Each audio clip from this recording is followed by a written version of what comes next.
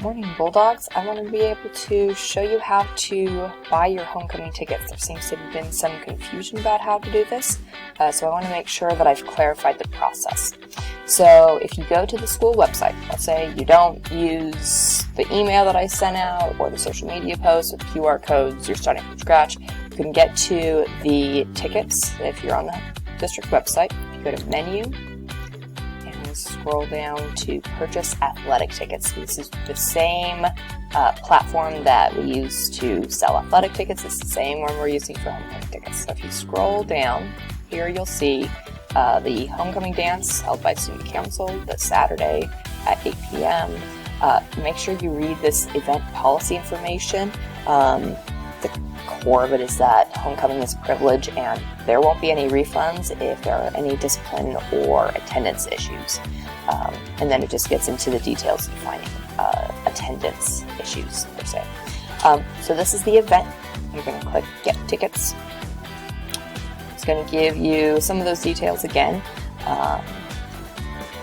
The key here is that you're going to have a passcode you have to use to open essentially your ticket options. This passcode is your student ID. There's two big rules. You have to use your own student ID.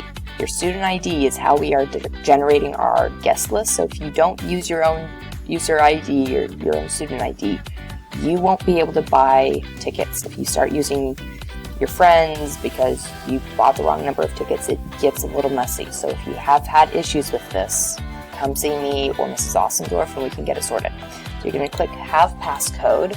You're going to enter your student ID, click Apply, and it's going to give you two ticketing options. Here is the second rule. If you are going solo, you're going to buy the $10 ticket. Okay, that is a solo ticket. If you are buying for you and someone else, you're going to buy a couples ticket, and that's going to be for $20. The couples ticket is going to ask you for some additional information after you've confirmed the purchase. Whichever one of these you go with, whether you go with the solo or whether you go with the couples, you're going to go to checkout, and it's going to have you fill out some required fields, okay? Ideally, this includes for parents, ideally you're going to fill this out for the student who is purchasing it. We've had a couple of parents put their information here. We can work around it because we have the student ID numbers, but if you're not using your student ID, you start using sibling IDs or it gets messy.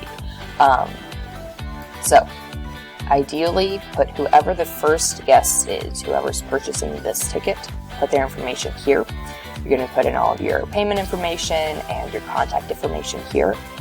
Ultimately, these are required to purchase the ticket, but to generate the guest list, we are using the student ID number. So the student ID number is the piece that is most important. Make sure you check the box. Notice that you have 10 minutes to be able to complete the purchase. If you're not sure if you're doing the process right, you want to double check with someone, check with me, you can release the cart and start over.